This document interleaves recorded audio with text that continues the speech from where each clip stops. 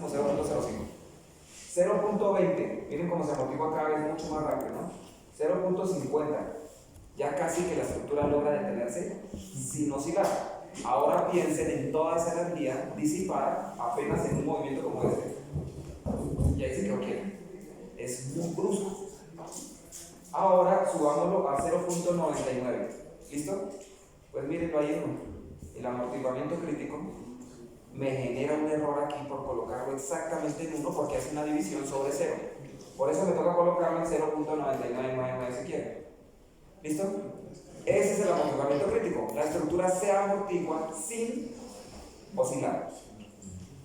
¿Qué me pide en SR10? 0.05 más. ¿Listo? Si yo les dijera cuántos ciclos necesita la estructura para detenerse, primero que tenemos que definir qué es detenerse, porque ella no se va a detener, va a quedar en vibraciones ambientales. Pero lo que sí les podría decir es que miren que el movimiento arrancó en 80 milímetros. 80 milímetros. Pensemos que detenerse es cuando ya se esté moviendo hacia la derecha y hacia la izquierda 5 milímetros, mucho, 3 milímetros. Fíjense que aquí, ¿qué altura tengo? 15. Todavía no se ha detenido. ¿Cuántos ciclos necesitará para detenerse? Pues la gráfica simplemente la extiendo, cojo estos datos y los alargo un poquito más y voy y miro en cuál ciclo se detuvo. ¿Listo? Y ahí ya se disipó toda la energía sísmica. Puede ser que el poquito que hace falta ya son vibraciones menores, ya no va a pasar nada. Ahora sí, vamos a graficar la siguiente ecuación que se conoce como movimiento armónico forzado. ¿Por qué forzado? Hay una fuerza. Hay una fuerza periódica que lo está citando. Y también amortiguado. Listo, vamos con ese. A ver cuál es el efecto y tenemos la ecuación. Miren, la primera parte de la ecuación es la misma. Ya les había dicho que toda esta parte que se conoce como estado transitorio es la misma, ¿no? Lo que tenemos que hacer es sumarle este. Y lo que me hace falta aquí es W y W, porque fíjense que aquí teníamos no W sino omega. Omega N y aquí omega D. Esos ya los tenemos. Pero omega solita, ¿qué será? Es una frecuencia. ¿Es la frecuencia de qué? Es la frecuencia con la cual excita el agente que esté generando la carga. Si es el viento, piensen lo que pegó un empujón, descansó y tomó fuerza y viene y pega el segundo empujón. ¿Cómo está generando esa excitación? Pues con la frecuencia que traiga el viento. ¿Listo?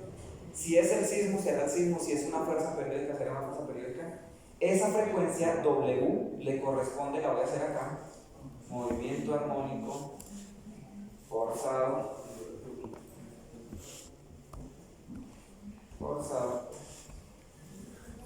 amortiguado. Necesitamos una omega. Miren la frecuencia natural de la estructura: 39.39 radianes por segundo. 39.39 radianes por segundo. Gracias, 38.39 radianes por segundo. Voy a calcular esta y para esta les voy a dar ese periodo. Digamos que el viento pega un empujón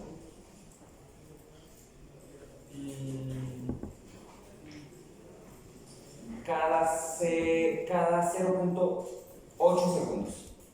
¿Listo? Pregunta: ¿cómo calculo la frecuencia? 2pi sobre el periodo.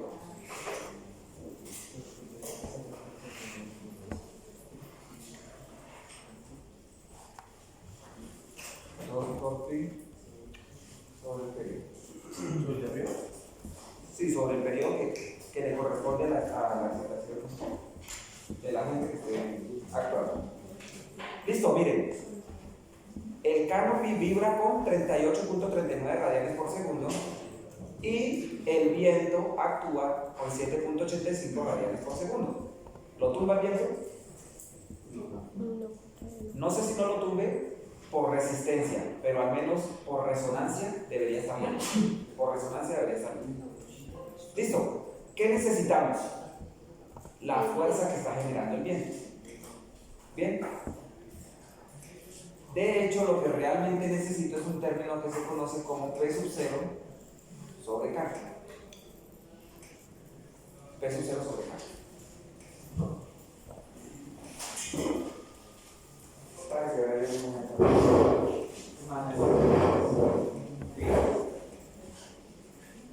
Brian es el canopy. Yo soy la fuerza. Traten ustedes de saber, usted mantiene sonreír. Traten ustedes de saber, y Brian no vaya a decir nada, qué fuerza le estoy aplicando ahí. Imagínense. No sé, pues es difícil de saber, pero traten de saber si manos diga. Pero traten de observar si con respecto a la vertical lo alcanzo a desplazar una cierta cantidad. ¿Listo? Estímenlo en centímetros, en milímetros. Estimen un valor. 30 milímetros. Listo. Gracias. Miren que no me resulta fácil saber qué fuerza yo le estaba aplicando. Me resulta más fácil saber qué deformación le produjo esa fuerza. ¿Bien? Yo ya les había mencionado cómo se calculaba la rigidez. ¿Cómo se calcula en este momento la rigidez de Brian? ¿Cómo se calcularía la rigidez? E por I sobre L al cubo. ¿Listo? Así se calcularía. Y eso lo que quiere decir es la fuerza que necesito para deformarlo, para desplazar una cantidad unitaria. Entonces, miren, si este es mi edificio, totalmente vertical, y se desplazó esta cantidad, lo que me importa es este desplazamiento X. Y ustedes quieren saber cuánto es ese desplazamiento X. Ese desplazamiento X se calcula como P sobre K. Así se calcula. Siendo P la fuerza que le apliqué y siendo K la rigidez de la viga. ¿Sí me hago entender? De la viga no. De la columna. Listo. ¿De dónde obtengo yo este valor? K. Ya les acabo de decir. E por I sobre L al cubo. ¿Y de dónde obtengo este valor? El que traiga el viento, el que traiga. Si fuera el viento, ¿saben cómo se estima? La presión del viento, cuántos kilogramos por metro cuadrado y cuál es el área de contacto con el viento. Así que simplemente es presión por área. ¿Y cómo se puede calcular la presión del viento? De hecho, él se lo tiene. Aquí está en el título en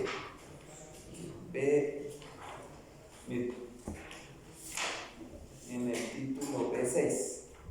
¿Cómo se calcula la carga de viento? Es más o menos algo. Es dispendioso. Podríamos, si alguien está interesado, tratar de sacar un trabajo de grado para comparar los efectos de la carga de viento en una estructura, por ejemplo, tipo cubierta o polideportivo, versus el sismo, y mirar en qué momento el viento es más fuerte que el sismo. Seguramente necesitamos una zona costera con vientos muy altos para que le ganen al sismo, seguramente. Pero lo podemos tratar de comparar. No es tan fácil, pero se puede estimar, ¿listo? Así que esa fuerza P se podría calcular. ¿Listo?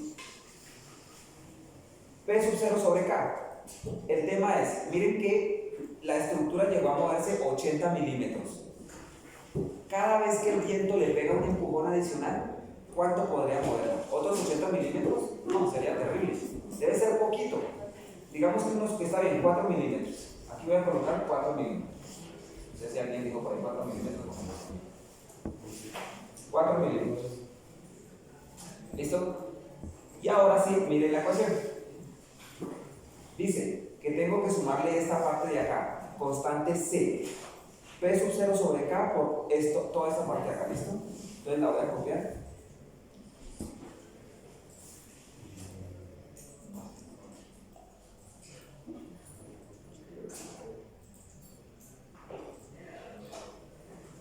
Y vamos a calcular primero constante C. Eso es una constante. Dice igual a P sub 0 sobre K, que va multiplicado por paréntesis. Y arriba en el numerador, 1 menos la frecuencia. ¿Pero cuál frecuencia?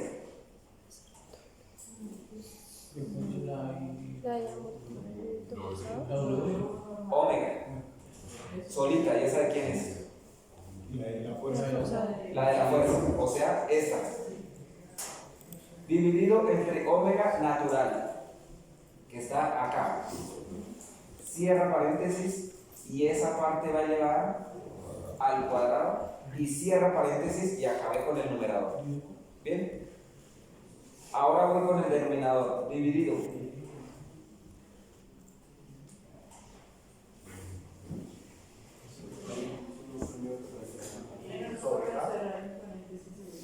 No, sobre K no, porque el término peso cero sobre K ya está aquí completo como peso cero sobre K.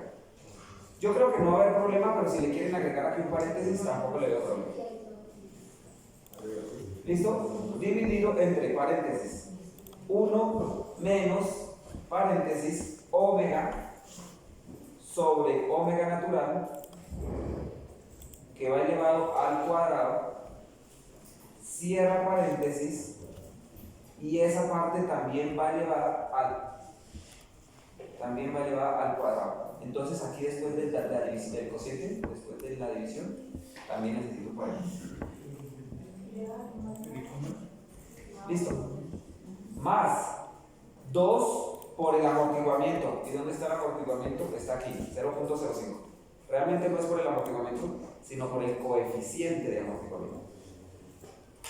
¿Listo? Por paréntesis omega sobre omega natural, cierra paréntesis,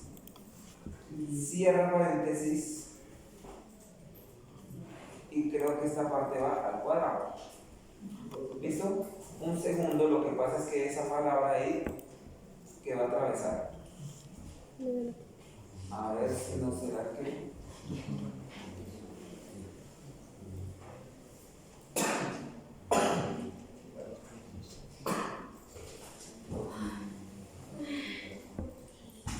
¿Listo? Revisémosla. El denominador. ¿Qué me quedó elevado al cuadrado? A ver. 1 menos el cociente al cuadrado y toda esta parte al cuadrado. O sea, hasta aquí vengo bien. Más 2 por, es que aquí tengo un paréntesis. Este hizo falta un paréntesis. 2 por el coeficiente de amortiguamiento, por el cociente entre frecuencia y frecuencia natural. Listo. Y aquí esta parte hasta aquí, correcto, va al cuadrado.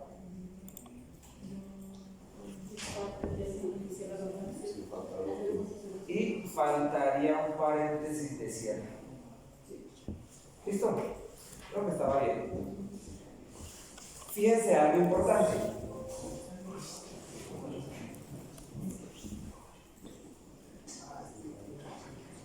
Bueno, por ahí por ahora. Vamos ahora con la letra D, con la constante D. Y si no estoy mal, todo el denominador es exactamente el mismo. Voy a darle play acá para que se deje ver. Todo el denominador 1 menos el cociente entre omega natural al cuadrado, más 2 veces el coeficiente de amortiguamiento. Todo el denominador es el mismo, lo que cambia es el numerador. El numerador sí se ve aquí bien, así que toda esta ecuación la van a poder copiar. ¿Sí? La pegamos aquí y vamos a modificar el numerador. Y el numerador es paréntesis menos 2 por el coeficiente de amortiguamiento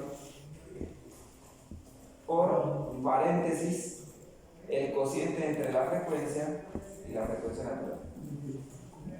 El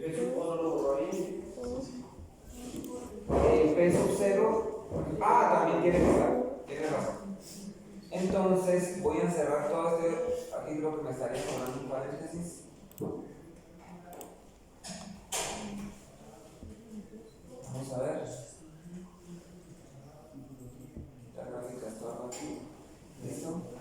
Y aquí entonces diría que todo esto desde el principio y hasta el final lo encierro en un paréntesis y al principio multiplico por el peso cero sobre K.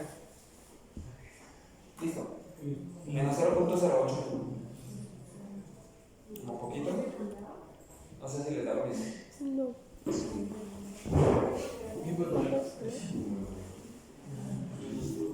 ¿Listo? No. H5, que es peso cero sobre K, por todo lo demás, sería menos 2 coeficiente de amortiguamiento por el cociente entre y todo dividido entre paréntesis. Sí, yo creería que está bien. En el 0.089.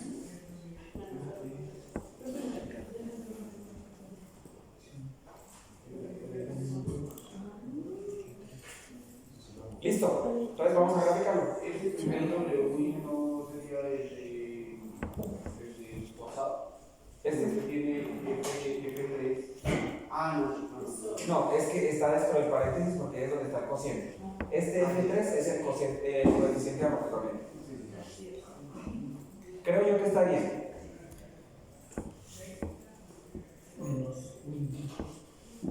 A ver. ¿Listo? Pues vamos a graficarlo. Y vamos a decir entonces que esto se calcularía como la primera parte de la ecuación ya la teníamos calculada, que era el movimiento armónico amortiguado, o sea, esta. ¿Sí? Es decir, va a tomar esta primera ecuación, miren, va a tomar esta primera línea, lo que va a hacer es que se va a ir sobre esta línea porque no es que la estoy tomando de base, y simplemente cada vez que la fuerza empuje, ¡pum!, genera una muela. Van a ver que son puras muelas las que se generan. Pero presten atención a esto, por favor. Yo le estoy diciendo que la solución total es la suma de esta solución que ya tenía antes más el efecto que están produciendo estas dos constantes de acá. Así que si parto de aquí y también de aquí, de aquí, de aquí, de aquí, se va a ir repitiendo esta línea. Se va a ir repitiendo esta línea, es decir, se va a ir amortiguando. Pero en el camino, cada vez que la fuerza pegue un empujón, podría ser algo así. Y vuelve y empuja. Y vuelve, ¿sí me voy a entender? Vamos a ver. Entonces dice que la solución es, espérenme y me la traigo de aquí, que recuerden que está aquí. O sea, me hace falta sumarle C seno de WT y D coseno de WT. Así que vamos a colocar aquí que es igual a la solución anterior más C multiplicado por el seno de W, o sea, perdón, de omega por T más ¿qué? Más D por coseno de qué? Omega por T. ¿Listo? ¿Y qué deberíamos hacer acá?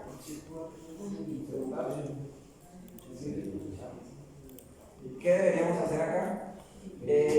Amarrar todo lo que no sea tiempo, o sea, lo que no sea B14.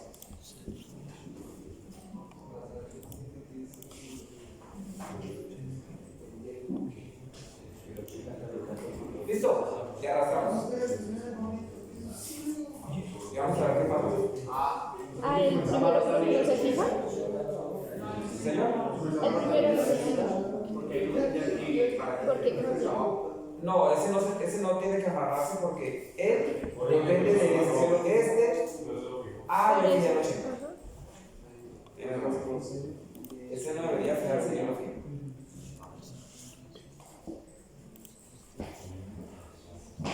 ¿Listo? Vamos a insertarla y le decimos clic derecho, seleccionar datos, agregar, y este se va a llamar movimiento armónico forzado amortiguado. En X vuelve a ser el tiempo y en Y va a ser el desplazamiento amortiguado forzado. Listo, clic derecho, seleccionar datos, no me aparece por algún motivo, modificar, esta línea.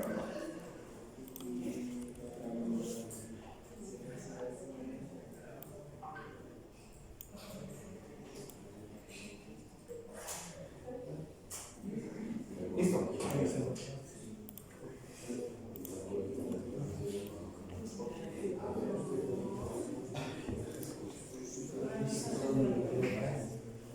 Listo, vamos a ver. Miren, ¿recuerdan el ejemplo de Frank sobre el puente? Pues el empujón que le va a dar la Frank al puente es muy pequeñito. Pues parece ser que los 4 milímetros que le estamos colocando, que es el desplazamiento que produce la fuerza, es muy pequeño. Coloquémosle uno más grande, coloquémosle unos 25, a ver. Se empieza a ver el efecto, más o menos se empieza a ver el efecto. Entonces vamos a ver. El puente no, en este caso el canopy, porque recuerden que era un canopy. ¿Qué es un canopy? La estación de servicio, la estructura del puente. Se quiere amortiguar.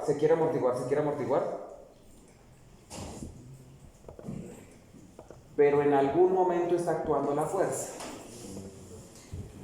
Miren algo interesante acá. Venga, combinamos con calma. Voy a alargar esto un poquito así para que se vea aquí más cómodo y dejo la ahí. ¿Listo?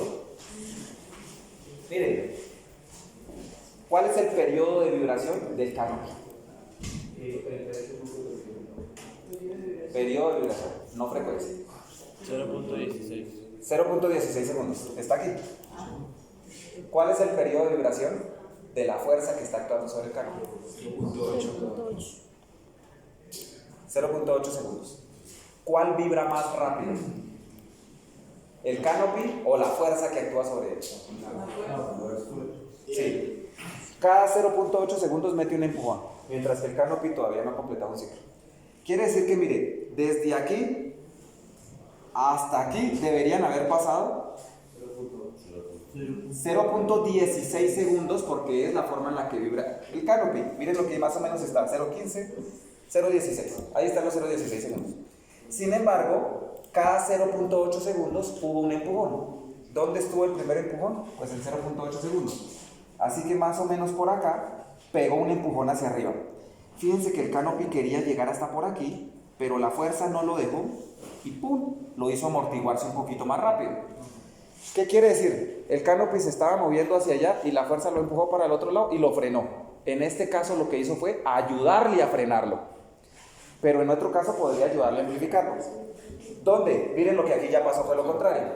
Aquí pasó lo contrario. El canopy ya quería venir aquí más amortiguado y la fuerza volvió a pegar un empujón. ¿Dónde? En 1.6 segundos y lo trajo hasta acá. Es que de hecho, en 1.6 segundos, es que de hecho, de pura coincidencia, porque no me había dado cuenta, le coloqué la mitad. Pero fue pura coincidencia. ¿Listo? Ahora bien, metámosle una fuerza como que cada vez que el viento lo empuja, no lo mueve 25 milímetros, sino más grande, 50. Pues miren que cada vez se ve más difícil el amortiguamiento, inclusive lo raro que está pasando aquí. Miren lo raro que está pasando aquí. Prácticamente hizo una oscilación sin llegar al cero. Es decir, digamos que el canopy venía haciendo esto, y cuando llegó aquí a un punto, antes de llegar al cero, volvió y lo empujó hacia allá. ¿Sí más o menos me hago entender? Es lo que se está mostrando. ¿Cuándo ocurre la resonancia? Cuando este valor se parece mucho a este valor. Vamos a ver si sí. Pero aproximémonos despacio, porque las ecuaciones no tienen sus problemas. Así que no sea 0.8, que sea 0.9. Que sea 1. Que sea 1.1 segundos. Una forma rarísima de vibrar ahí, que sea 1.4. Que sea 1.5. Ah, no, perdón. 0. Yo estaba haciendo las cuentas mal. ¿Cuál 0.8 no es la mitad de 0.16? 0.08 es la mitad de 0.16. Así que realmente tengo que ir para abajo a tratar de aproximarme, ¿no? Listo, entonces más bien 0.5, 0.4, 0.3. Cada vez me aproximo más a la frecuencia de vibración de la estructura. 0.2, 0.18, 0.17. ¿Listo? ¿Qué está pasando? Resonancia. Justamente la ecuación me está dando que como coinciden, estoy dividiendo el número en un número que se aproxima a 0 y tiende a ser infinito.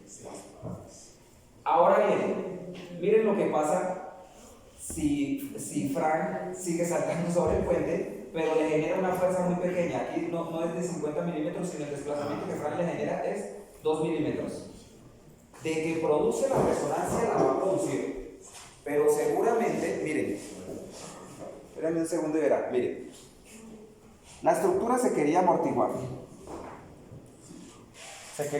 Y Frank no la deja, pero como no está exactamente, bueno, como no estaba exactamente sincronizado por un poquitico, creo que nos falta un poquitico.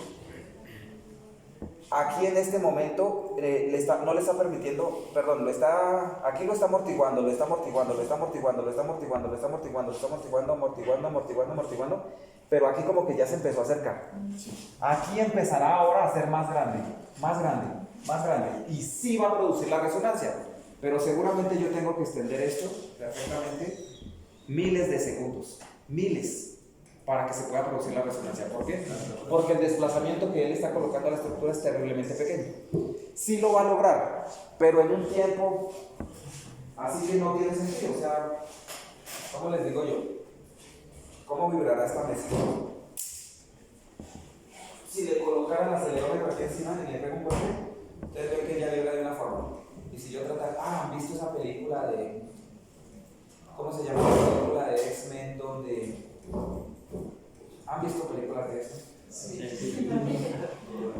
Una película de X-Men donde el hijo de Magneto lo libera de una cárcel colocando las manos sobre el vidrio y pone a temblar el vidrio justamente a la resonancia del vidrio, justamente a la frecuencia de vibración del vidrio. ¿Cómo se llama esa película? ¿No me acuerdo?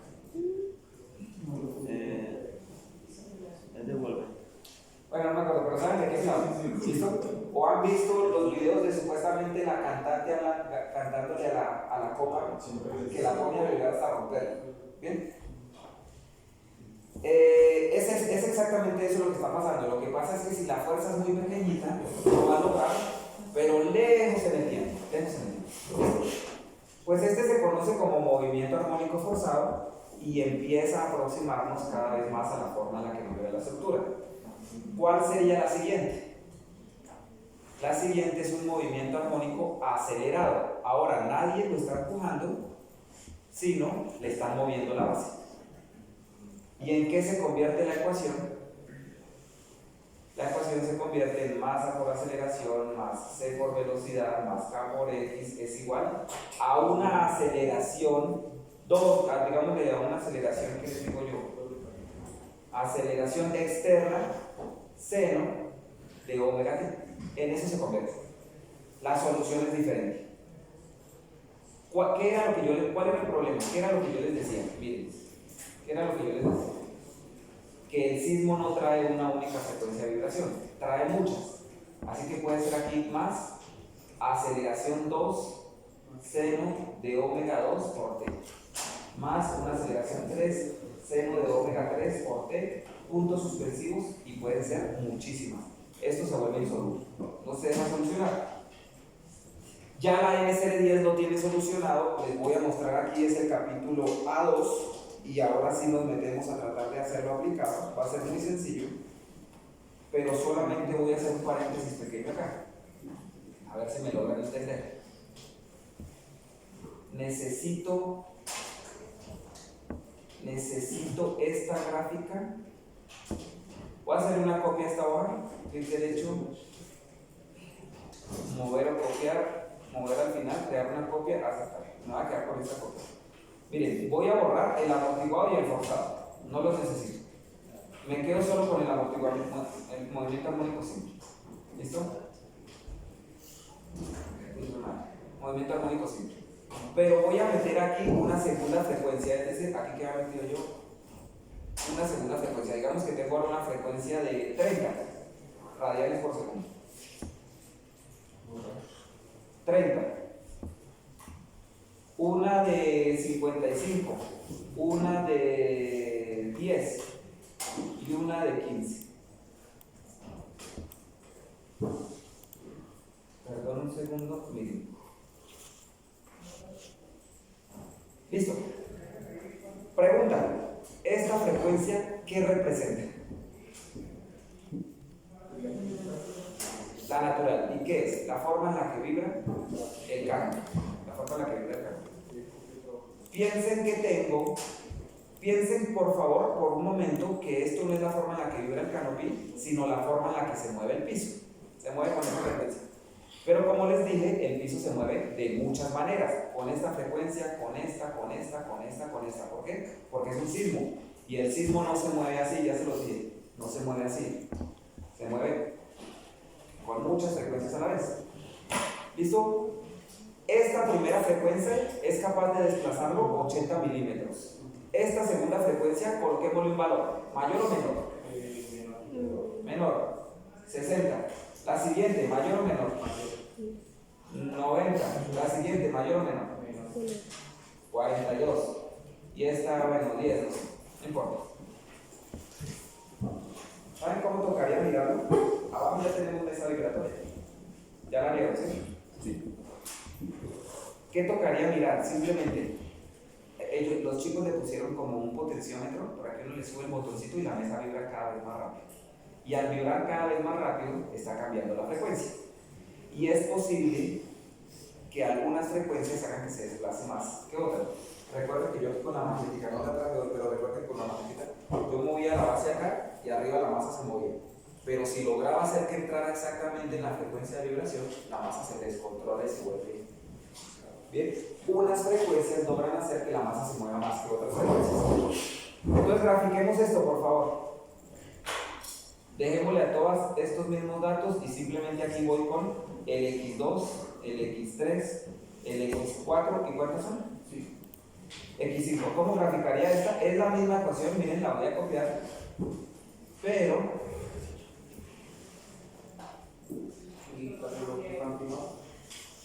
y a todas tenemos de velocidad inicial 0, C.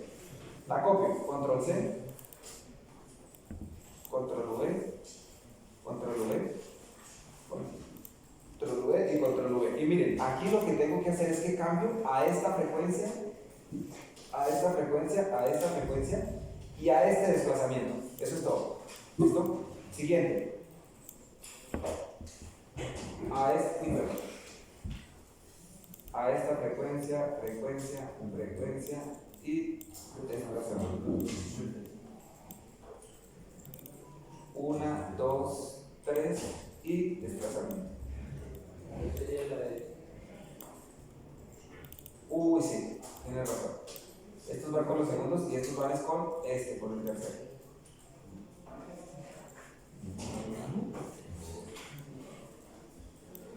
Listo, y este va con el cuarto. Toda la razón.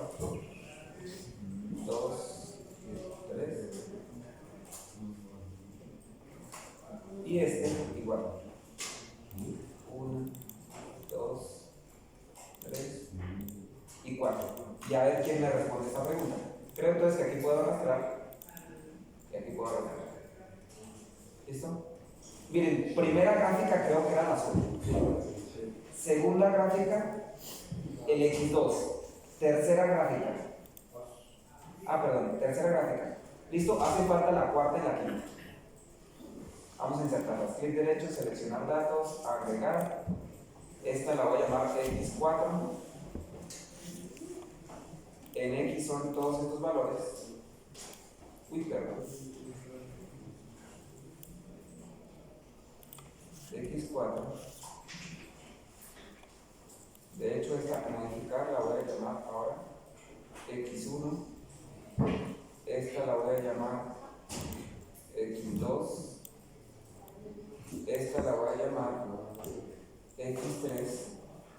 Agregar X4 en X todos los tiempos y en Y 1, 2, 3, 4. Listo.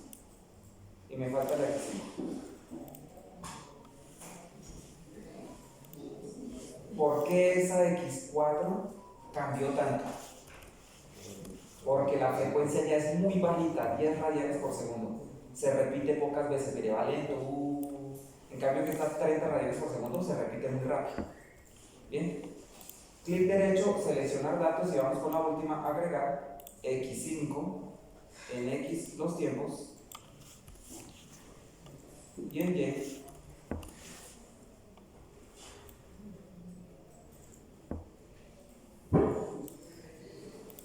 a ver si ya apareció, parece que sí.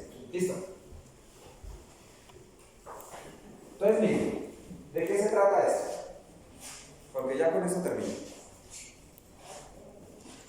representa esta primera línea azul, una de las formas con las que vibra el sismo.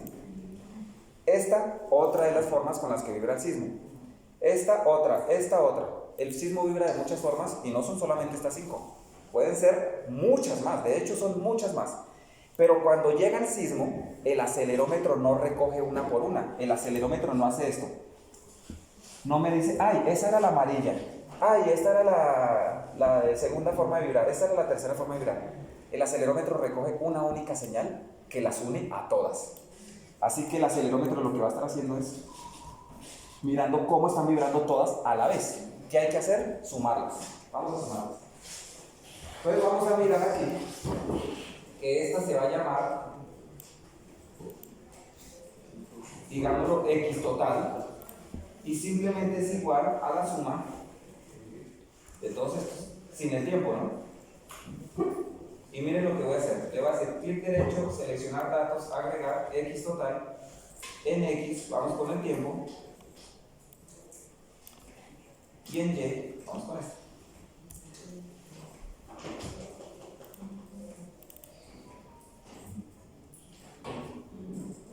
Y vamos a ver qué generó, además del error. Seleccionar datos, X total, modificar. Aquí tengo un error.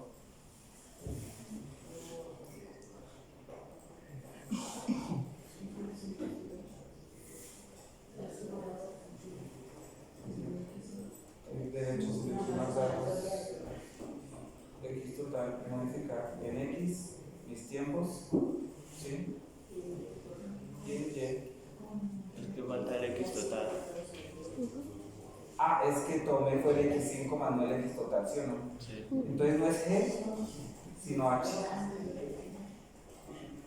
Gracias.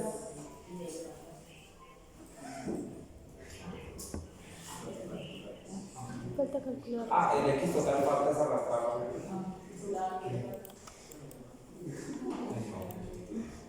Listo. Miren, le voy a hacer una copia, control C, control V, y voy a borrar todas menos el X total que al parecer en la serie.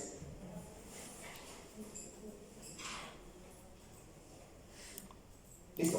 Y cuando el sismo recoge esta información, realmente hay que graficarlo más cercano, más o menos así. Cuando el acelerómetro recoge esta información, algo parecido a eso es lo que está graficando. Porfa, traten de imaginarse una señal sísmica. Miren, acá se las voy a mostrar. Es la imagen de fondo de la NCD10, miren acá. No sé si alcanzan a ver esta raya que hay acá. Miren. ¿Listo? ¿Ven esto? ¿Qué está recogiendo el acelerómetro aquí? En X grafica el tiempo en segundos. ¿Cuántos segundos creen que han pasado desde aquí hasta aquí? Perfectamente pudo haber pasado 30 segundos.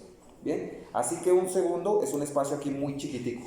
En cambio que miren que yo un segundo tengo aquí un espacio grande. Perdón, aquí un segundo podría ser más pequeño y por eso es que se ven más pegaditas.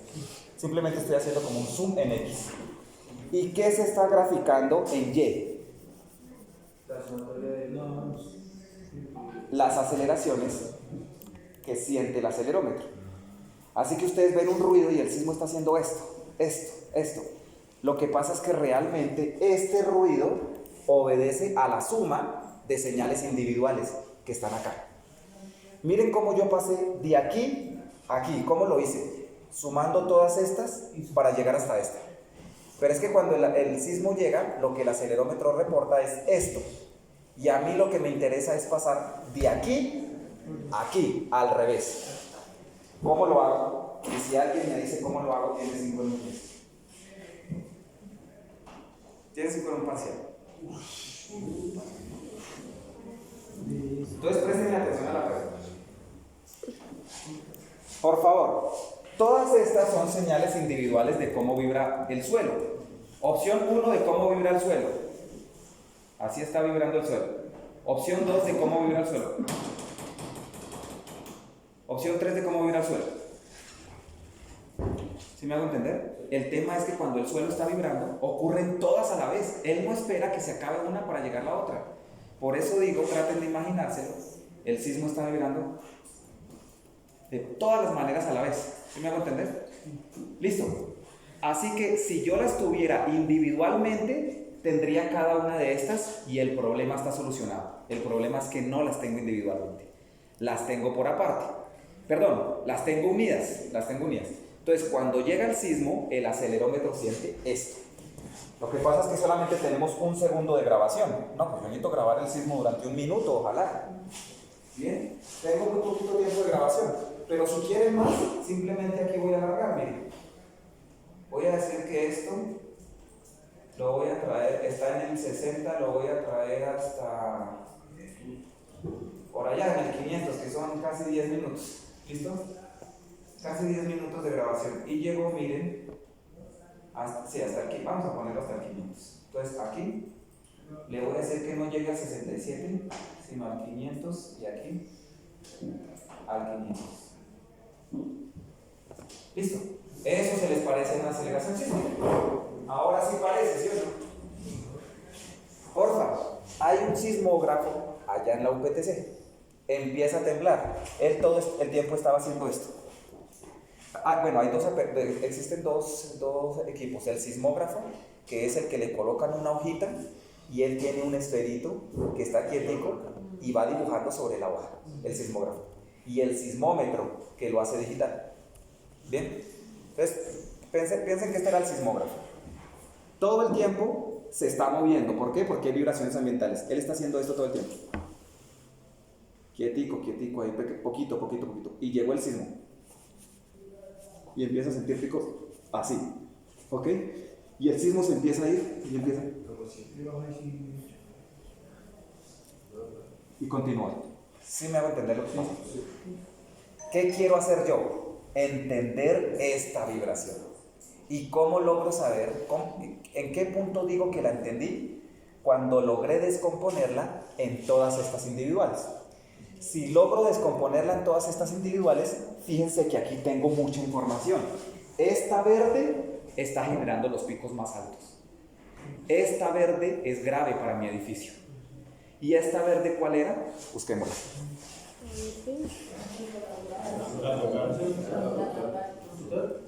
Esta verde era...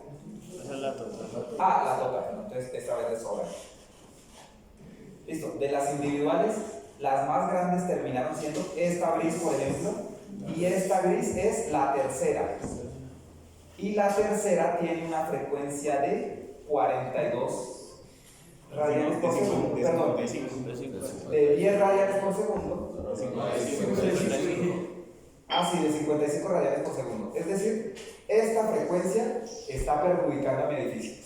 Y esa es la que va a terminar mandando las fuerzas. Las más importantes, ¿listo? Pero entonces, como les decía, esta me la entienden porque ya se dieron cuenta que yo para crear esta gráfica sumé todas estas. Si yo tuviera estas, las sumo y obtengo esa. Ni siquiera tengo que sumarlas porque ya las tengo individuales, pero en campo es imposible recogerlas. No puedo recoger cada una de estas señales de forma individual. Lo que realmente recojo es esto. Entonces ahora sí viene la pregunta. Le pongo un 5 en un parcial al que me diga cómo hago para saber esto de esta, cómo obtengo estas. ¿Cómo hago para devolverme? Para allá sumo y para acá, ¿cómo la descompongo? ¿En qué? ¿Qué hago?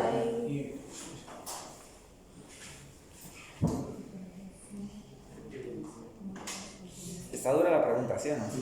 ¿En el periodo? ¿Señor? ¿Y el periodo de oscilación de la estructura? Esto no tiene nada que ver con la estructura. Esto ya lo estamos viendo con el sismo. Toda esta es información del sismo. ¿Cómo la estructura va a reaccionar? No lo sé. Pero todo esto tiene que ver con el sismo, ¿listo? Entonces la pregunta es, vuelve al caso. Pues madre, yo tengo esta supuesta señal y eso es malo para mi edificio, pues claro. Pero ¿cuál es la frecuencia que más perjudica su edificio? De aquí tengo que tratar de leerlo. Claro, pues de aquí ustedes ya lo saben que las que menos lo perjudican son estas pequeñitas. Esta, creo que es la cuarta y la quinta, estas dos no lo perjudican mucho. Las que lo perjudican son estas primeras. Entonces ustedes ya saben que son 30 radianes por segundo, 55 radianes por segundo, o sea, altas frecuencias, altas frecuencias. Las bajas frecuencias al parecer no lo están perjudicando. Pero la pregunta es, insisto, aquí porque yo lo hice al revés, pero si ustedes les entregan esto, salió de allá de la UPTC, mire, este es el reporte, y les entregan esta gráfica, ¿cómo obtienen estas? El tema es que es un proceso complejo. Las matemáticas para solucionarlo son complicadas. Ya están inventadas afortunadamente y se conocen como transformada de Fourier. ¿Han escuchado a Joseph Fourier? Pues esa vaina es difícil de entender. Pero eso lo hace un software. Eso tiene que hacerse con algún software porque eso es un gallo, es una integral. Es una integral y es difícil de solucionar. Eso lo hace un software. Pero lo que ese software termina produciendo es algo como lo que sigue, y con esto termino la teoría y nos pasamos a la práctica. Con esto lo que terminan encontrando el software es lo siguiente. Dice, venga, no tengo ni la más mínima idea, pero usted me está hablando de frecuencia, omega natural. ¿Sí o no? O omega.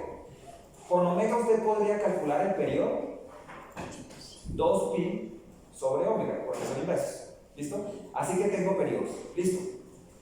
Yo le voy a averiguar no en términos de la frecuencia, sino en términos del periodo, pero al final me da lo mismo, porque frecuencia periodo lo puedo convertir cuando se me antoje. ¿Listo? Y se dieron cuenta lo que sigue. La transformada de Fourier lo que hace es que coge esa señal y la empieza a descomponer y la pasa. Estos son matemáticas relativamente complejas, pero del dominio del tiempo, recuerden que en X tenemos el tiempo, al dominio del periodo. De hecho, lo pasas al dominio de las frecuencias. Es decir, aquí ahora tengo periodo T. Y se da cuenta que y aquí tengo aceleraciones, que para un periodo bajo le corresponde una aceleración por acá. Para otro periodo, otra aceleración por acá. Otro periodo, otra aceleración. Otro periodo, otra aceleración. Y en la medida que el tiempo va aumentando, se empieza a dar cuenta que esto empieza a ir cayendo. Ya les explico. Perdón, no que el tiempo, sino que el periodo aumentando, esto va cayendo. Y a la final se tiene como una serie de picos haciendo esto. Como una serie de picos haciendo esto. Y ahora sí presten atención, porque esto no es tiempo, esto es periodo. Por ejemplo, si aquí tengo un periodo de 1 segundo, y aquí tengo un periodo de 2 segundos, y aquí tengo un periodo de 3 segundos, recuerden que yo les había dicho que los japoneses habían sacado una ecuación más o menos, que el periodo era 0,1 por el número de pisos. Así que por aquí tengo edificios más o menos de 10 pisos. Por aquí tengo edificios más o menos de 20 pisos. Por aquí tengo edificios más o menos de 30 pisos y hacia allá aumentan en altura. El periodo se vuelve más largo. Y aquí tengo edificios cada vez más bajitos, más bajitos. Entonces, lo que terminó concluyendo ese procedimiento matemático, que no quiero entrar en tanto detalle porque es complejo, es que los edificios bajos terminan teniendo aceleraciones más altas y los edificios altos terminan teniendo aceleraciones más altas. Así que usted lo único que tiene que saber, pues mi edificio más o menos tiene este periodo de vibración, pues suba aquí y lea este valor, y esto le da, por ejemplo, 0,5 Gs, o sea, 0,5 veces la aceleración de la gravedad. Y si ustedes saben que la masa del edificio son 200 toneladas, pues multiplique con 0,5 G y tiene la fuerza. ¿Listo? Pues acá está, pero no voy a mostrar. Título A3. Ya les muestro en pantalla, pero para que lo vean acá. No, fue A3, A2. Si quieren, vaya pasándolo ahí y miren en qué consiste el espejo. Y ahora sí, Excel. Excel, pero esta vez el Excel va a ser para crear el espejo.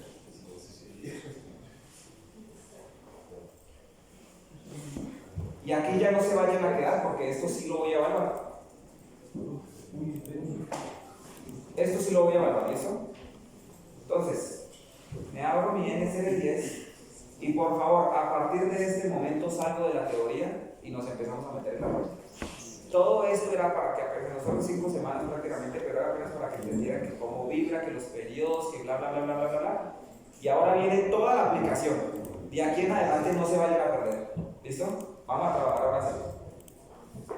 Entonces, dice, data, ingeniería, diseño estructural, normas, NSR 10. Y nos vamos al título A.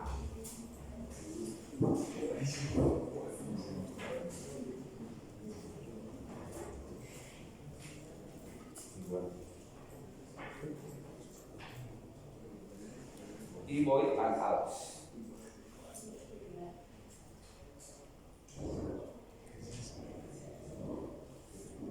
A2, movimientos sísmicos de diseño. Y esta es la gráfica que necesitamos hacer. Es facilísima de hacer, no nos vamos a demorar nada. ¿Por qué? Porque miren las ecuaciones. Para saber cuál es esta altura, 2.5 A sub A por F sub A por I, 3 números. Todos son números que salen de una tabla. Para saber esto, miren la ecuación. Para saber este tramo, miren la ecuación. O sea, esto está sencillísimo. Lo único que sí les digo es que miren que T es el periodo y T es el periodo. ¿Listo? ¿Listo? Pues empecemos a construirla y vamos a ir mirando qué es cada uno. Dice.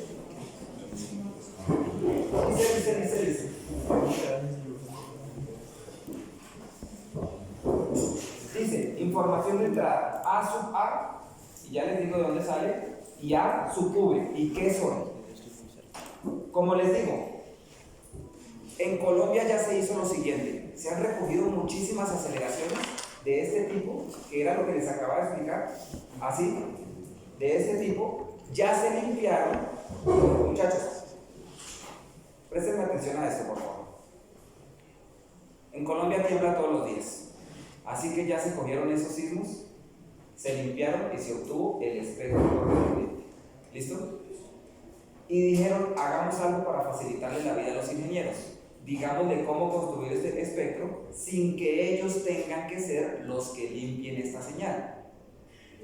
Les vamos a dar un parámetro de cómo vibra la región y les vamos a dar un parámetro de cómo vibra el suelo, y esos parámetros están en NSR10. ¿Listo? Así que miren, vienen ustedes aquí, ya lo saben, y dice, por ejemplo, zona de amenaza sísmica intermedia, alta y baja. Tenemos a Tunja en zona 4, que clasifica como zona de... perdón, esto es para la zona... acá. Zona intermedia, zona de amenaza sísmica intermedia, baja y alta. ¿Listo? Esto no solamente sirve para saber que es zona de amenaza sísmica intermedia, baja o alta. También sirve para saber cómo vibra la roca que está allá profunda. A 20, 30, 40, 50, 100 kilómetros de profundidad. También se puede saber, ¿listo? Y ese parámetro que me dice cómo vibra la roca profunda se conoce como A sub A. Y si ustedes vienen a esta tabla que está aquí, a ver dónde está, por acá está la tabla de las capitales. Mírenlo. Tenemos que a Tunja le corresponde 0,20 y 0,20. Y eso implica zona de amenaza sísmica intermedia. Busquen uno de alta, por ejemplo, Villavicencio, que sintieron el sismo hace poco, miren, A sub A, 0,35. Y este cambio de 0,20 a 0,35 es altísimo, altísimo. Y creo que, miren, Quito es el más alto posible, porque tiene 0,35 y también 0,35 acá. Y de resto, miren que ninguno llega a niveles tan altos. Ah, bueno, si es de Cúcuta, por ejemplo. Hijo de madre, no sabía que Cúcuta era tan alto. ¿Listo? Pero entonces ustedes me dirán, bueno, yo ya sé el parámetro A, pero ¿qué pasa con los municipios que no sean capitales? Porque es que aquí solamente están las capitales. ¿Qué debería ser? ¿Coger de la capital? No. Aquí abajo encuentran un apéndice, ya les voy a mostrar, que tiene a todos los municipios del país.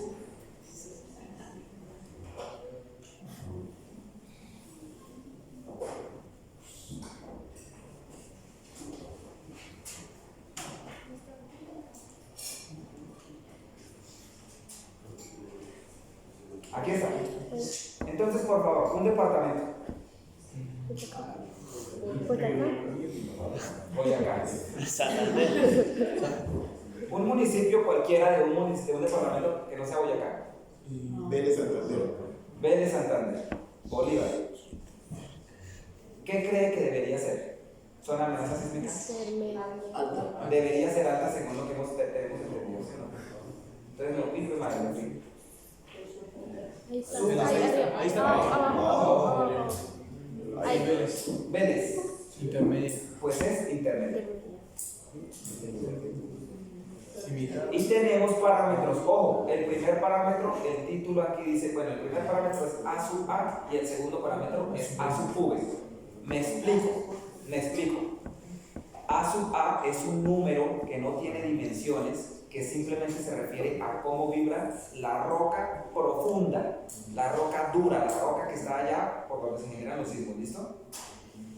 Pero se refiere a la aceleración, al parámetro pico de la aceleración. Y A sub V, que es el segundo término, es un coeficiente que representa las velocidades máximas que puede alcanzar la roca dura.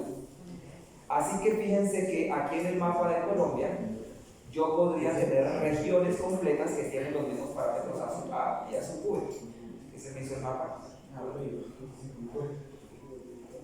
Aquí, con este me sirve. Miren, podríamos tener algo como lo siguiente. Tunja y sus alrededores podría tener algo así. Digamos que más o menos algo así. Termina teniendo el mismo A sub A y el mismo A sub V. ¿Por qué? Porque pese a que yo estoy acá en Tunja, en esta zona que tiene un suelo duro, y en cambio allá abajo al lado del Viva tienen un suelo blando, la roca profunda que tiene debajo es la misma.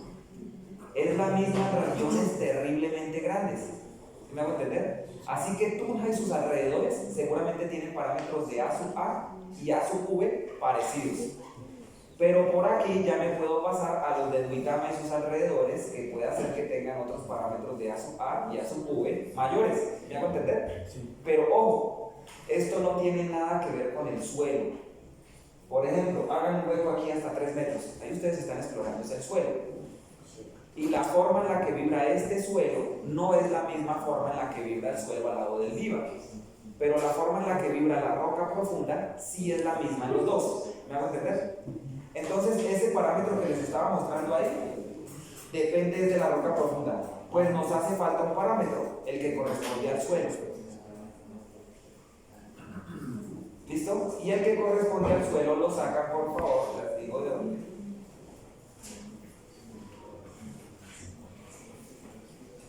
¿De aquí? Recuerden que es el A2.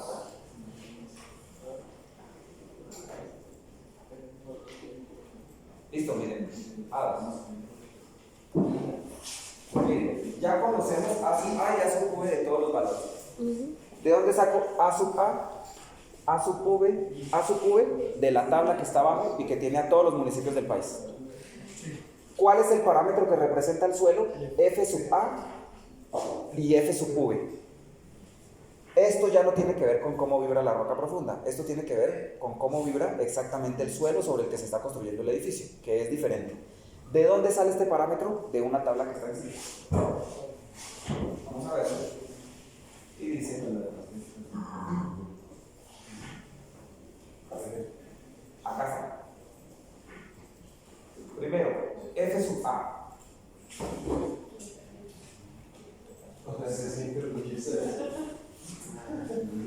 ¿En cuál municipio? Soracá es alta, pero es curioso porque es que Soracá está muy cerca. Entonces ustedes tienen el límite de Soracá y Tunja es justamente la cumbre ahí de la divisoria de aguas, justamente la divisoria de aguas.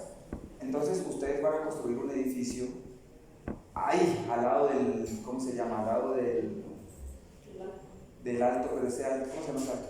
¿El alto? ¿Trujillo? Listo, van a construir ahí y queda en Tunja. ¿Dónde radican el proyecto? Toca en Tunja, ¿no?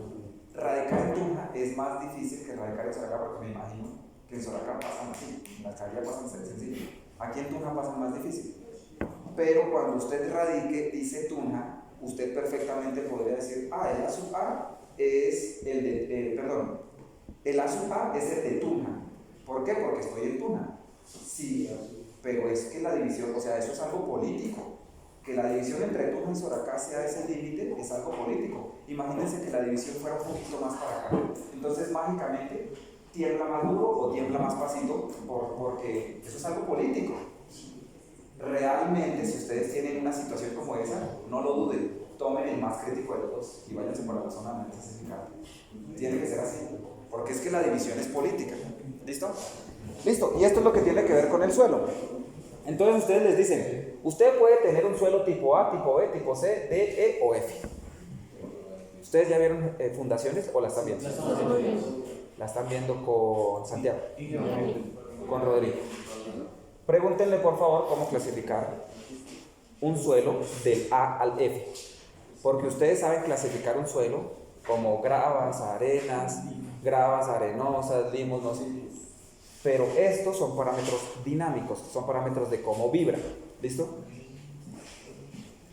¿Cuáles son el suelo tipo A? Son los más duros, ya les voy a mostrar. ¿Y cuáles son los suelos tipo F? Tienen un problema, porque son suelos terriblemente malos, que inclusive tienen su nota especial. Y dice, si usted tiene un suelo tipo F, para el perfil de suelo tipo F debe realizarse una investigación geotécnica particular para el lugar específico y debe llevarse a cabo un análisis de amplificación de la onda sísmica, es decir, el estudio de suelos le salió más caro, porque tienen que tratar de averiguar cuánto es este valor, este valor, este valor, este valor y este valor en campo. No vale lo que les dé una tabla, hay que tratar de averiguarlo. ¿Quieren saber cuáles son estos tipos de suelos? Ojalá no se encuentren con uno de estos en un proyecto. Ojalá no se los encuentren, no, sí se los suelen encontrar. Y muchas veces pasan llegar. Y por eso es que ya les voy a mostrar qué pasa cuando no tienen.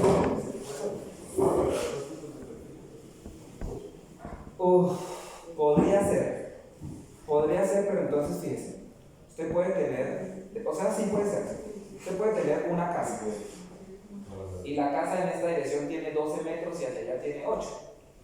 Si usted me dice que aquí tiene un suelo tipo D y que aquí tiene un suelo tipo F, en 8 metros de distancia, yo no me creo eso. Pero geotecnia es geotecnia. Lo que sí podría tener es aquí un relleno antrópico. ¿Sí? Si usted tiene un edificio grandísimo, muy, muy grande, claro que es posible que tenga dos tipos de suelo. Claro. Y se puede complicar un montón. No es tan común, pero sí puede llegar a tener dos tipos de suelo. Entonces se puede complicar porque usted dice, es que aquí tengo un suelo duro y aquí tengo un suelo blando. Aquí necesito zapatas y aquí necesito pilotes. Listo, y usted aquí mete unos pilotes profundos y aquí me cambio esas zapatas. Todo bien, pero es que cuando se mueva esto, este suelo se mueve de una forma y este se mueve de otra. La dinámica de la estructura se puede complicar hartísimo.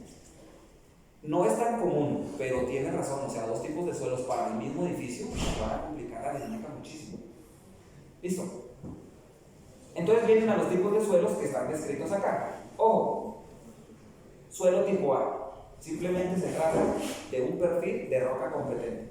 ¿Podrían ustedes construir un edificio exactamente sobre una roca? No sé si han visto que aquí por la salida de Villa de Leyva entra uno a la ciudad y más adelantico están construyendo, ahí una polisoma están construyendo en el Altamira y ahí sacaron cualquier cantidad de arenisca. No sé si vieron cómo sacaban roca para poder hacer esa construcción. Ahí está construido sobre la roca. ¿Será que clasifica como roca competente?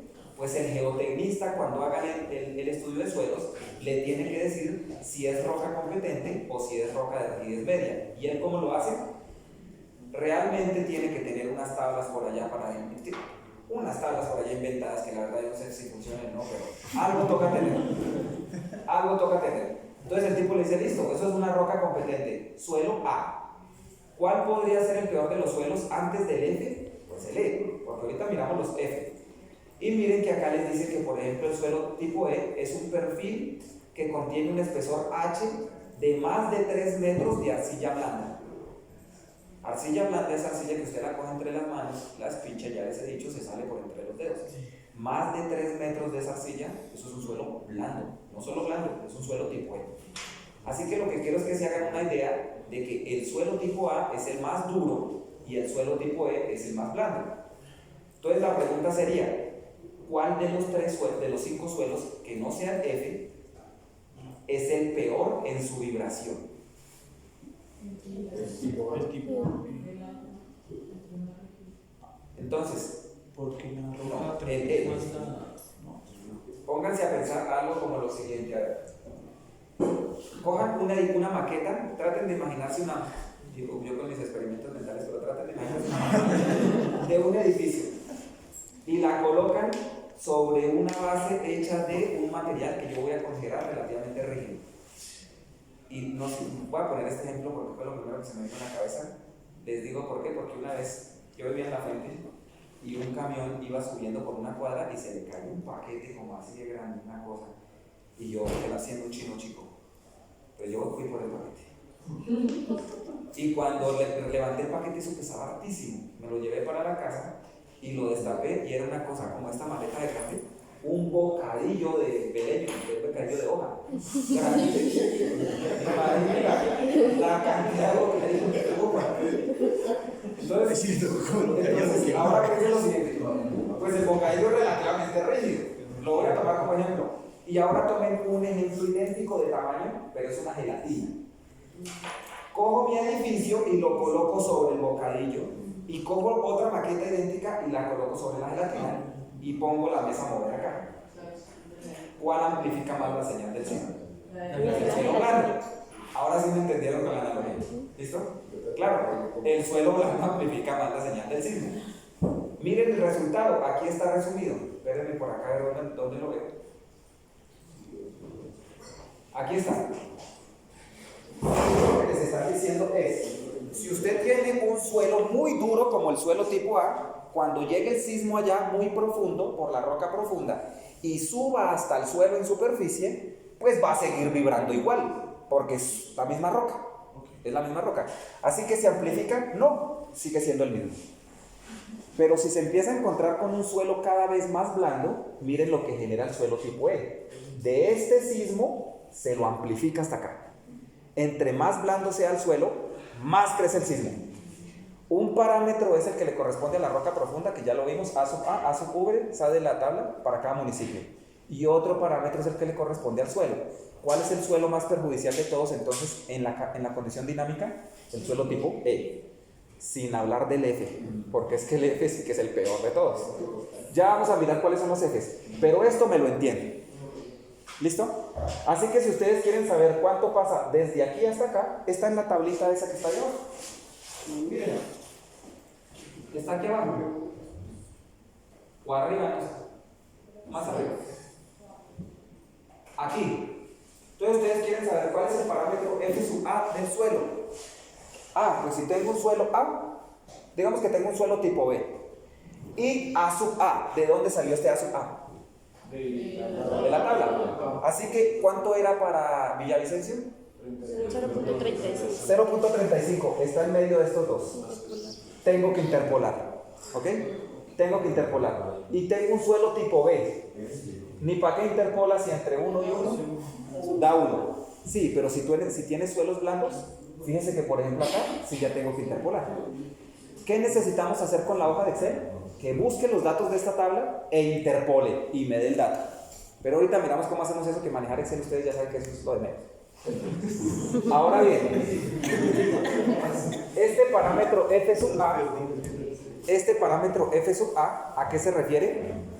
A la aceleración pico del suelo. Y aquí tengo otro parámetro más abajo, mírenlo, que es F sub V. ¿Y a qué se refiere? A la velocidad pico del suelo. Y entonces A sub A, aceleración pico de la roca profunda.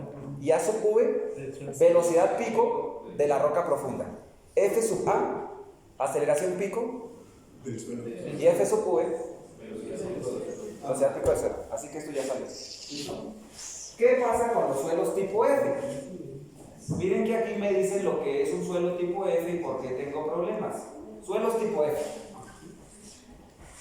Dice, los perfiles de suelo tipo F requieren una evaluación realizada explícitamente en el sitio por un ingeniero geotecnista de acuerdo con el procedimiento A210.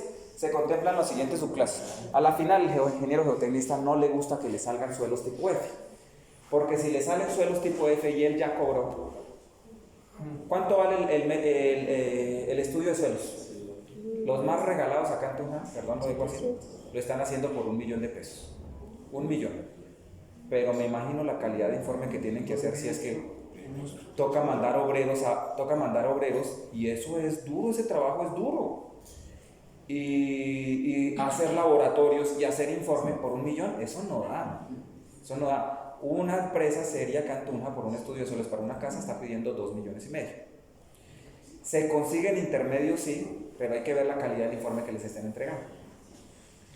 Entonces, el tipo ya cobró y le dijo, vale tanto, y va y se da cuenta que es un suelo tipo F y tiene que hacer un poco de cosas diferentes. Le toca hablar con el cliente y decirle, no, cambiaron las cosas, no sé qué. O sea, no les gusta encontrarse con ese tipo de suelos. ¿Cuáles pueden ser los suelos de tipo? Los suelos tipo F, F1, 2, 3 y 4. El 1, suelos susceptibles a fallas o colapso causado por la excitación sísmica, tales como suelos licuables. ¿Saben lo que es un suelo licuable? Sí, lo que más. Se deshace. ¿Y quieren ver la falla de un edificio sobre un suelo licuable después de que quema? Sí.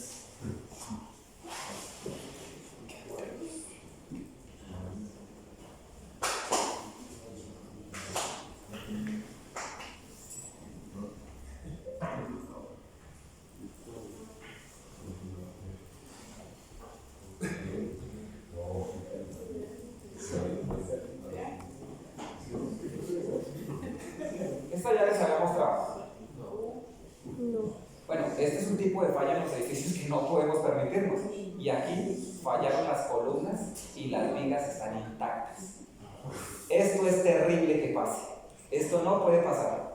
Y ustedes tienen que garantizar que las columnas son más fuertes que las vigas. ¿Cómo? En el remate de este semestre les enseño a hacerlo. Yo les paso un software que hace eso. ¿Listo? Lo vemos este semestre. Pero lo que les quiero mostrar es la condición del suelo licuable. Miren, daño en terraplén por licuación de la fundación. Y yo diría, ¿y cuáles son las cargas encima de ese pavimento? No puede ser nada.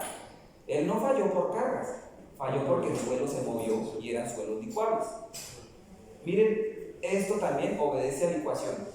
Hundimiento de viviendas por licuación. Esto no es una casa con un enano.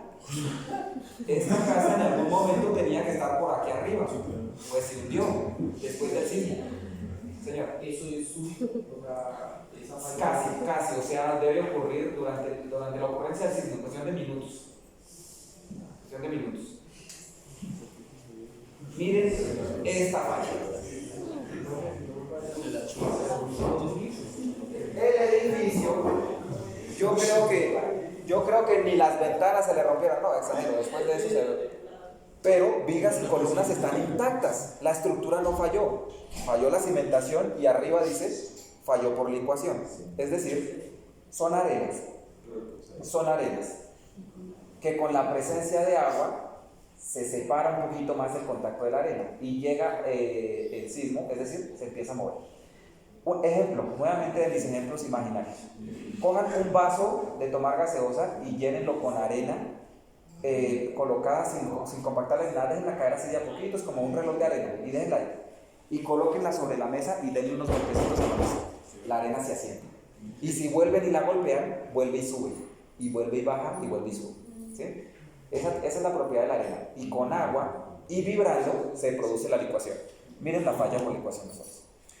Digamos que tenemos 1, 2, 3, 4, 5, 6, 7 torres. Vamos a construir estas 7 torres de apartamentos. No parece ser Colombia definitivamente. En Colombia tenemos una arquitectura relativamente diferente, ¿no? Parece. Pero supongan que ustedes compran este lote al lado del Viva. Para un proyecto como este, ¿cuánto puede valer? Puede ser 50,000 millones de pesos. Solo el lote. Y ustedes van a construir el proyecto y ya tienen lote comprado, tienen proyecto diseñado y sale el man del estudio de suelos. Ingeniero, espere que le tengo una noticia. Son suelos licuables. Y alguien dice, pero a mí en la universidad me enseñaron que se puede hacer mejoramiento del suelo con cal. Eso es para un andén, ¿vale? Eso es para pasar una vía de pronto, pero no con proyecto de esos. Se metió en un chicharrón, ¿verdad? Lo mejor que puede hacer es devuelva lote y pague las arras, que de 30,000 millones de pesos pueden ser 8,000. Ya perdió. Sí, los suelos licuables tienen ese terrible problema. Es terrible encontrarse con ellos a la hora de construir edificaciones. ¿Qué hay que hacer normalmente? Atraviéselos con pilotes y llegue a un suelo competente. Lo que pasa es que no sabemos cuántos metros de suelo igual le pueden dar. ¿Sí? Pero atraviéselo y no se confíe en ese suelo. Déjelo que se mueva. Deje que ese suelo se mueva, se suelte, se compacte, se suelte, se compacte, porque su cimentación llega por allá a 30 metros de profundidad. ¿Qué otro tipo de suelos? Turba. ¿Quién sabe qué es la turba? Son como suelos con Alto contenido orgánico. Cuando usted encuentra la turba, está excavando y encuentra la turba, Héctor, inclusive huele feo. Se siente el olor a podredumbre, porque hay material orgánico en descomposición, posiblemente material vegetal en descomposición, que ya se está tratando de convertir en suelo. Eso es en un caso muy exagerado, pueden haber turbas ya más descompuestas, ¿no? Pero imagínense lo que se están encontrando: arcillas de muy alta plasticidad, de esas arcillas que usted, como para jugar tejo. Perfiles de espesor de arcilla de rigidez media, blanda, pero de más de 36 metros de espesor. Sí, los encuentran en Bogotá. Seguro, eso es muy raro. Es muy raro. Listo. Entonces, ahora sí, sabiendo esto, vamos a tomar, por favor, dame los parámetros A sub A y A sub V de un municipio, otro. Denme otro municipio. Maripí, bueno, Maripí debe ser intermedio. Boyacá, Maripí. 0.15. ¿Ambos en 0.15? 0.15 y 0.15. Y aquí voy a calcular F sub A y F sub V. ¿Listo? Por favor, aunque yo la tengo acá, necesito la tabla del F sub A, esta de acá.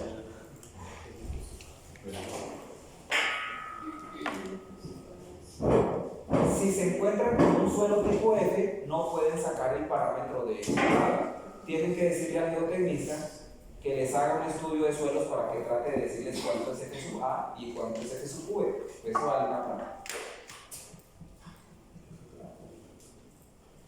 Y hay que ver si queda bien. Uy, qué es. ¿Listo? Por favor, copien esos datos y diría A sub A, o no, simplemente coloquemos 0.1. Miren que aquí es menor o igual, pero lo voy a dejar así como 0.1, 0.2, 0.3, 0.4 y 0.9. ¿Listo? Y aquí vengo para un suelo tipo A, B, C, D, E, ya está ahí. Entonces les dicto, todo el primer renglón 0.8, todo el segundo renglón 1, el tercer renglón en fila les dicto 1.2, 1.2, 1.1, 1 y 1. ¿Qué? En el D 1.6, 1.4, 1.2, 1.1 y 1. Y en el E 2.5, 1.7, 1.2, 0.9 y 0.9. Sí, correcto. ¿Listo?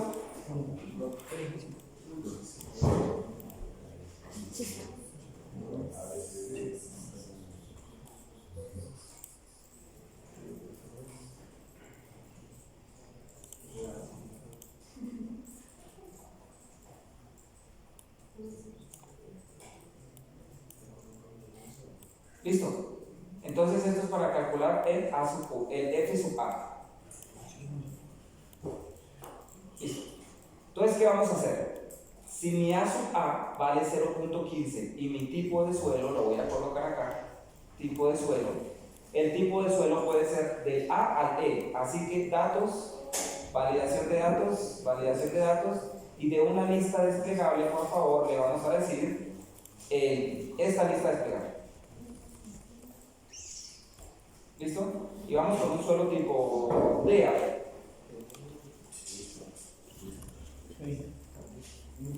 ¿Listo? ¿Sí? ¿Me siguen? ¿Me siguen o no?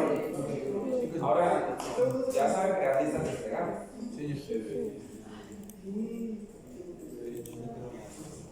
¿Listo? Entonces, mire, con este dato de suelo tipo D y con este A sub A y este A sub V, perdón, con este A sub A, tengo que venir a mirar aquí que para un suelo tipo D y 0.15 tengo que interpolar entre estos dos. ¿Sí me hago entender? Sí. Entonces voy a decir primero A sub A inferior y aquí A sub A superior, para sacar los datos de los cuales quiero interpolar. Miren, si estoy en 0.15, tengo que interpolar entre 0.1 y 0.2. ¿Sí me hago entender? Por lo tanto, le voy a decir que mi A sub A inferior debería ser 0.1 y mi A sub A superior debería ser 0.2.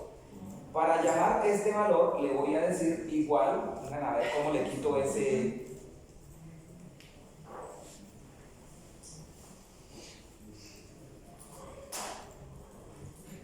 Le voy a decir redondear punto menos.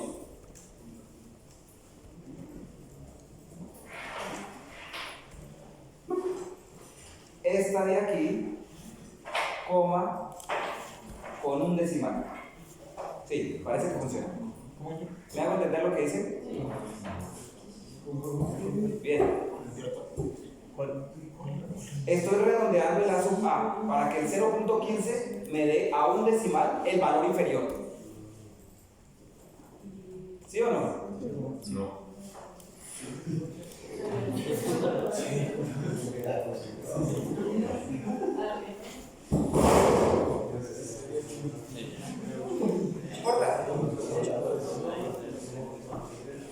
Yo también era bueno para educación física. Miren esto. Tengo 0.15 y con 0.15 tengo que entrar a esta tabla. Está entre 0.1 y 0.2. Así que necesito que me dé el valor anterior para que después yo pueda buscar por aquí y venir a interpolar. Así que lo que quiero es, como me dio 0.15, pues deme el 0.1. Si me hubiera dado 0.28, pues deme el 0.2. Por eso lo que le dije fue, tome este valor y redondéelo a un decimal, pero deme siempre el valor inferior. Redondear punto menos ese valor con un decimal y me da 0.1. Sí, ahora sí. Listo. ¿No te da? A ver. Redondear punto menos, abres paréntesis, 0.15 y ahí que te pide punto y coma. Número decimal. Déjame ver.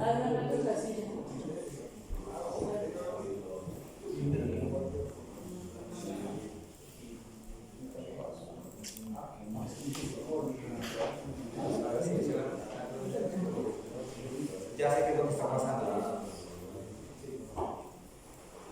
Mira, ¿qué dice acá? ¿Y qué dice acá? Por un lado tienes puntos o por el otro tienes comas.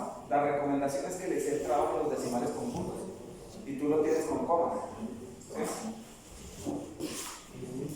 Yo ya les he dicho eso, por ejemplo. Miren el computador de un ingeniero. Intel Core i7, no, yo es i5. Tarjeta gráfica, Nvidia GeForce, no sé qué. Memoria RAM, Miren el computador de un arquitecto, inclusive pide más especificaciones porque tienen que renderizar. Miren el computador de un abogado. AMD X3, bueno, el mismo, el más básico. Tarjeta gráfica, no, la que viene, ¿sí? No solo eso, Excel, los decimales los tiene con comas. No les puede pasar en Excel.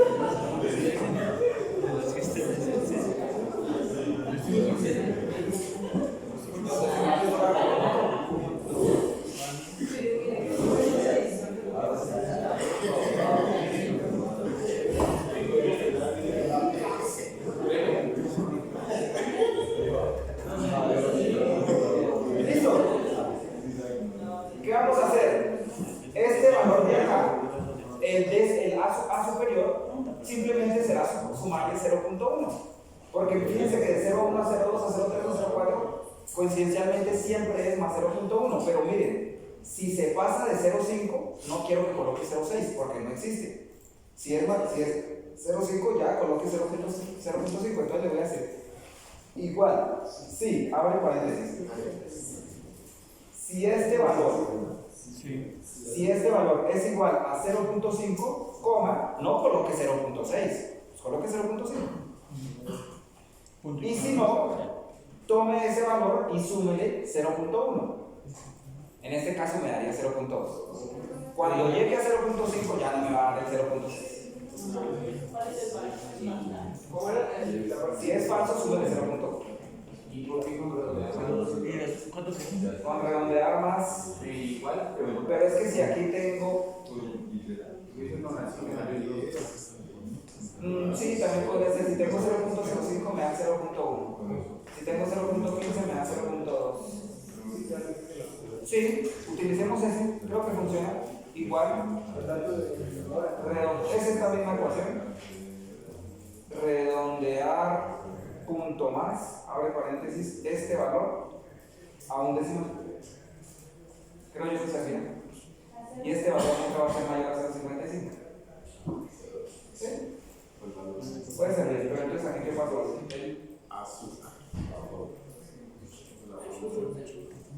Le quité la foto.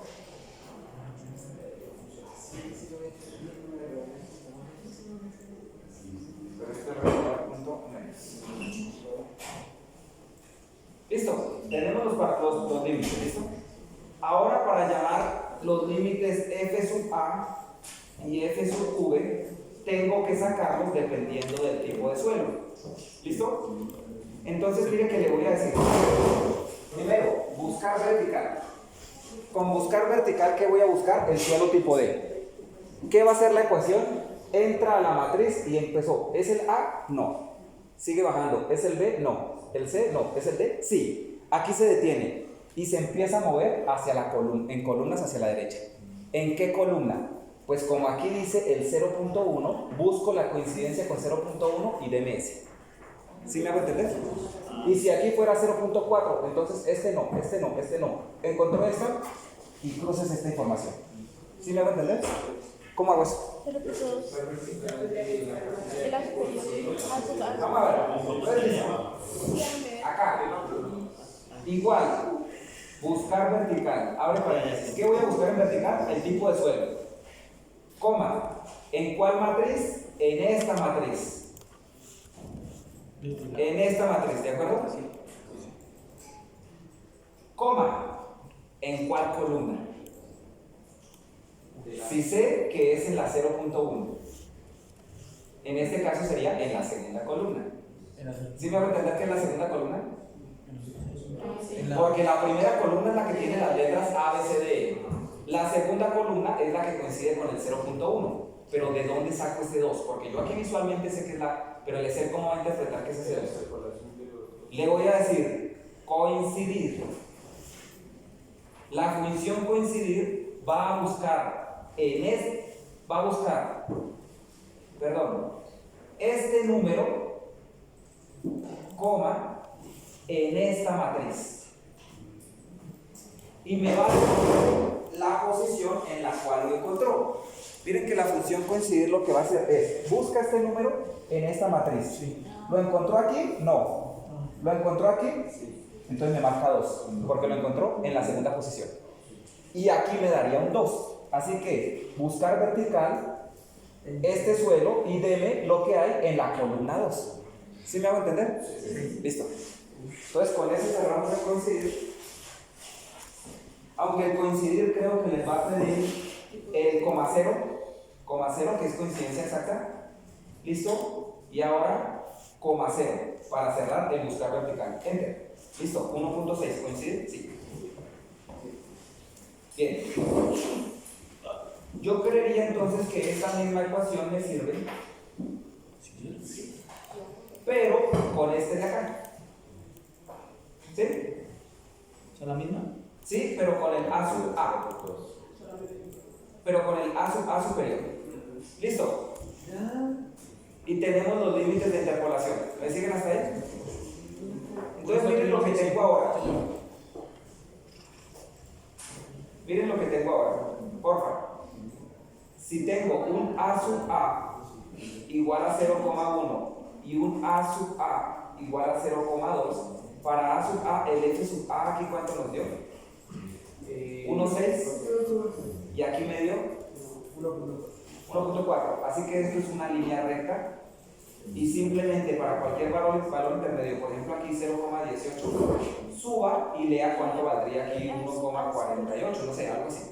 ¿Sí me hago entender? Entonces voy a interpolar con una línea recta. Recuerden que la línea recta es y igual a m por x más b, donde y es justamente el f sub a que estoy tratando de averiguar. Es igual a m, la pendiente, y2 menos y1. 1,4 menos 1,6, ¿de acuerdo?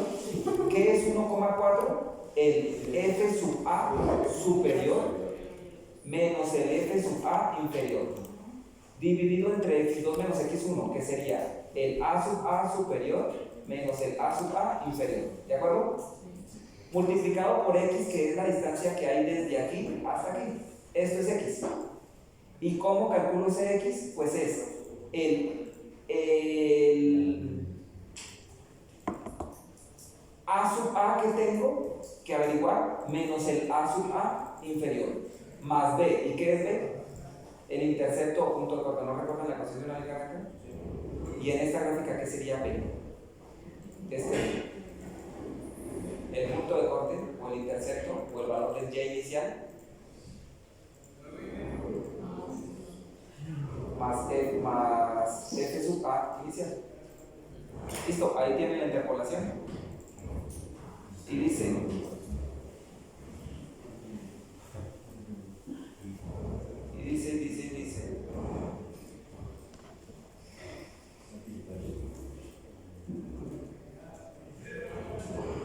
ese lo voy a calcular acá, F sub A, dice igual, paréntesis, y otro paréntesis por favor, F sub A superior, menos el F sub A inferior, cierra paréntesis, dividido, paréntesis, A sub A, porque son los Fs, y ahora sí abajo van el F sub A, F sub A inferior, así. Sí. Realmente es que es el superior. No, correcto. Menos Listo, y ahora sí divido entre menos ya, ahí había un cruce de cables. Cierra paréntesis y va multiplicado por x. ¿X qué sería? El A sub A que estoy tratando de averiguar, mírenlo, está aquí, menos el A sub A inferior, que es y a todo esto le sumo el intercepto, que queda el F sub A inicial, ¿listo? No es 1.6, no es 1.4, es 1.5, porque está exactamente en la mitad. ¿Listo? Ahí tienen el F sub A.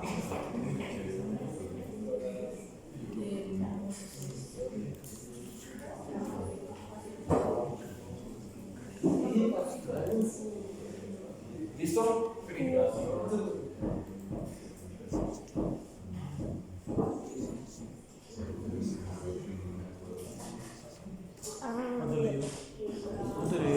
No sigo. Bueno, ya aquí nos toca terminar por hoy, pero miren, ¿qué queremos hacer? Que este espectro de acá, el Excel lo haga automático. Y una sola cosita para que me entiendan así.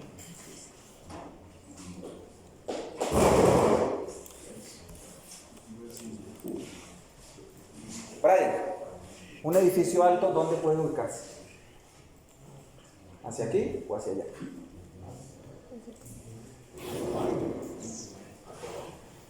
Hacia abajo, o sea, hacia este lado, hacia su derecha. Por acá estarán edificios muy altos, edificios muy bajos. ¿Cómo yo sé exactamente dónde quedan? Porque bajos hacia allá, altos hacia acá, intermedios Pero para saber exactamente dónde quedó, ¿cómo hago para saber si aquí estoy graficando el periodo? Pues calculo el periodo del edificio. ¿Cómo calculo el periodo del edificio? 0.1 por el número de pisos. Eso es aproximado. Ahorita les muestro la ecuación real. ¿Listo? Usted toma ese periodo y viene por acá, tin, tin, tin, tin, tin, tin, y quedó aquí. Sube, si ya construyó el diagrama, sube, corta y se mueve horizontalmente. Y aquí le está dando un parámetro S sub A que está en Gs, o sea, en tantas veces la aceleración de la gravedad. ¿Qué pasa si usted sube y aquí lee 0.5? 0.5 Gs, o sea, 5 metros por segundo cuadrado. 5 metros por segundo cuadrado. Si su edificio tiene 1000 toneladas, serán 1.000.000 de kilogramos por 0.5 metros por segundo cuadrado, le da una cantidad de newtons. Esa es la fuerza que le entra al edificio. ¿Qué tengo que hacer? Repartirla en el primer piso, segundo piso, tercer piso, cuarto piso, quinto piso. Mandarla para el ETABS y diseñar. De forma equivalente. ¿Listo? Eso es lo que vamos a hacer. ¿Qué necesito entonces que hagamos? Que tengamos esta gráfica completa. Tarea. ¿Vieron que hice el cálculo del F sub A? Sí. Hagan el cálculo del F sub U. Es la misma tabla, pero abajo está la tabla de los datos del F sub U. ¿Listo? Sí.